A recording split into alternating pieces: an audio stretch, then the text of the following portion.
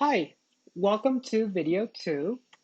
So with this new video, some of the techniques that I'm going to be showing you is how to select and also how to use the distort filter.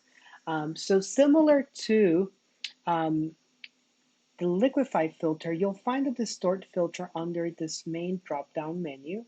If you notice, everything is off right now, and that's because I have not selected a layer that I want to distort. As you can see, we have our liquefied clay still here, which I'm going to go ahead and turn off, and I'll turn back on my original clay layer. Now, similar to liquefy, I don't want to be manipulating the main layer, so I'm going to make a copy of it for me to experiment with.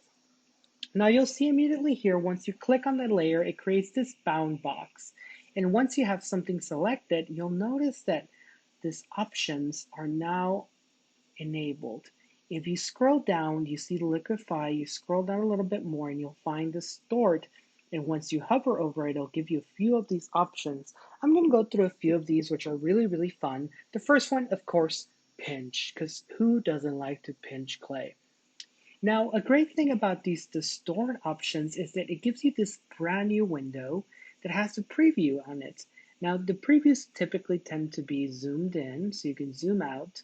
And what this does, it actually shows you what your clay is going to look like after you do the manipulation that you're trying out. Look at that. Isn't that great? So another thing that you'll notice with this is that it's doing the manipulation to all of the image. The reason for that is because you have the entire image selected. Now, if you've done a distortion that you're not happy with, you can always go to Edit and Undo. And there you go, you're back to the original clay. Now, if you don't want to do the distortion on all the image, maybe you just want to do the distortion on a part of the clay. What you could do is you can go to some of your selection tools and you'll find those underneath the Move tool, which is your main tool.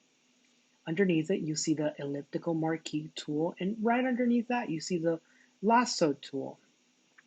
The marquee tool is great because it gives you a framework of either rectangular or elliptical selection tools. The rectangular one will give you squares or rectangles. It can also come with a fixed ratio or not, depending on whatever you want to do. And then the elliptical marquee tool will give you circles or it can give you oval shapes. But what's great about this other tool, which is the lasso tool, my favorite one here is the polygonal lasso tool, which actually gives you the option of creating a free form selection, which I love. Now, once you've done a free form selection, you can go back to Filter, Distort, and Pinch. And look at that. It's not going to pinch all the clay this time. It's only going to pinch that selection. Did you notice that? Isn't that great? Anyhow, I'm going to go ahead and undo that. And we're going to try a few more of these. Distort, we have pinch. Now let's try ripple.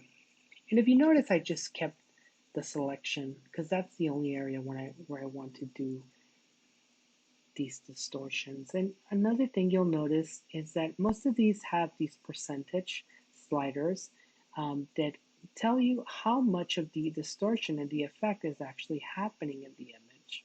Look at that. You gotta click OK. And look, it became like a fuzzy clay piece. Anyhow, what's the next one? We did pinch, we did ripple. Let's try twirl. Twirl is a fun one because it mixes your clay. Look at that. Do you see that? Look at that twirl. Amazing. So if you don't want that selection, you can always go to select and deselect in order to go back to a non-selection. But remember, you always have to have something selected in order to do the distortion. Filter, distort. We're going to do spherize this time. This is a great one. And I'm going to do it to all the clay. Look at that. Almost like pinch. Look at that. Isn't that great? Now, the last one that I want to show you, I'm actually going to go back and do a selection. And I'm going to do more of an irregular selection of clay now to see what happens. That's a cool shape. Filter, distort, and the last one that I'm going to show you is wave. Wave is great, and it gives you more options. How severe you want your waves. You can start getting a little bonkers and turning into plaid. I'm going to do one. You can play around with your wavelength, which is really fun. And you can play around with the amplitude of your wave as well.